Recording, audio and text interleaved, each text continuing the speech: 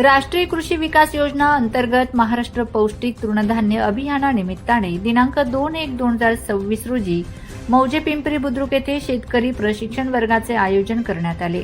यावेळी मुख्य मार्गदर्शक म्हणून डॉ. शरद जाधव सर, वरिष्ठ शास्त्रज्ञ, कृषी विज्ञान केंद्र मुंब्राबाद, तसेच किशोर साळुंखे, उपकृषी अधिकारी एरंडोल व श्री सचिन पाटील, सहाय्यक कृषी अधिकारी पिंपळकोठा यांनी प्रशिक्षण वर्गाचे व शेतीशाळेचे आयोजन करून शेतकरी वर्गास रब्बी, ज्वारी, मका, हरभरा लागवड तंत्रज्ञान या विषयावर सविस्तर असे मार्गदर्शन केले।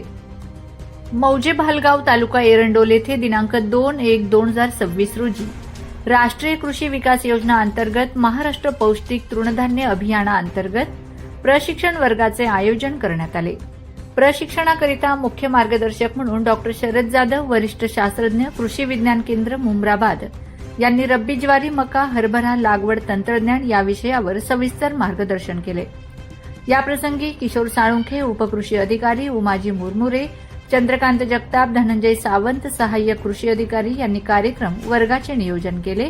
तसेच कार्यक्रमाकरिता मौजे भालगाव येथील महिला शेतकरी गटाचे सर्व सदस्य उपस्थित होते। यावेळी निविष्ठा देखील वाटप करण्यात आले।